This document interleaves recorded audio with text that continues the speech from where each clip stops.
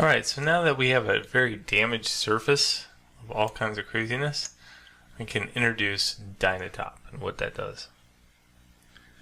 Alright, so first thing, let's reset our brush.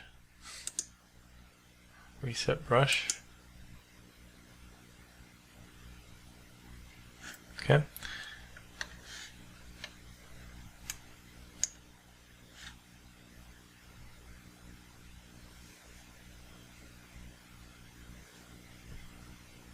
Good.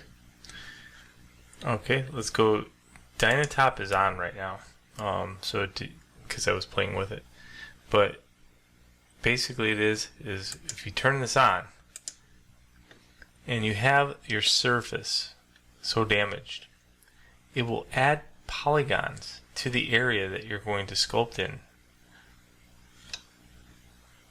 So one's kind of intense, two is not that bad, just for a video. And then I'll choose something that has a lot of detail in the area. So this, for example, right here, if I turned on wireframe in this area,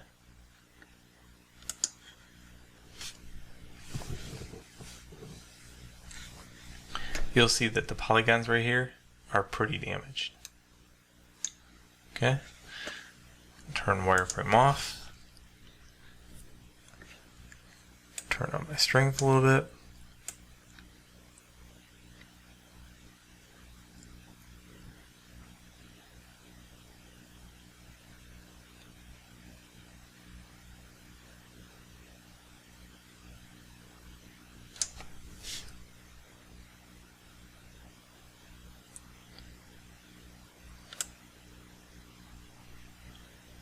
And what it's doing is adding polygons to that area. Okay, so let's turn on the wireframe again. So where I was able to sculpt, it added polygons to it. Alright, so that's very cool. Now what's really neat is the fact they got another brush in here called Simplify. And let me turn on the wireframe again. Let's say I wanted to repair this whole area, I could. So as long as I have DynoTop on, which I do, I can then go into this area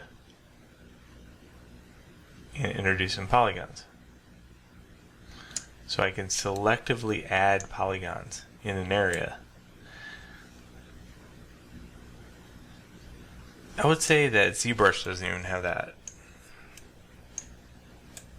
So this is a very useful tool when it comes down to it. Okay, let's turn off DynoTop.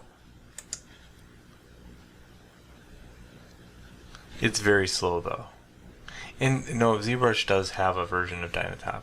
Yeah, I remember now. Alright, so let's turn wireframe off. And let's look at it. What can we do with these new polygons now that they're in that area?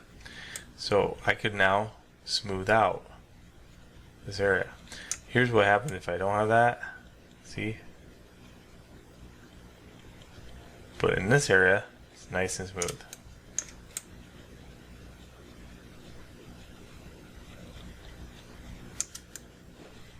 Other side, not so good.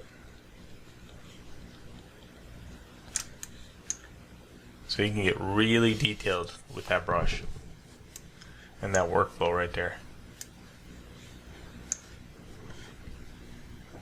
Cool, so that is DynoTop.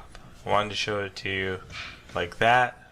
We'll use it in other applications or other areas, but for right now, that's the general gist of it. It adds polygons to a selected area as you sculpt or using the Simplify brush.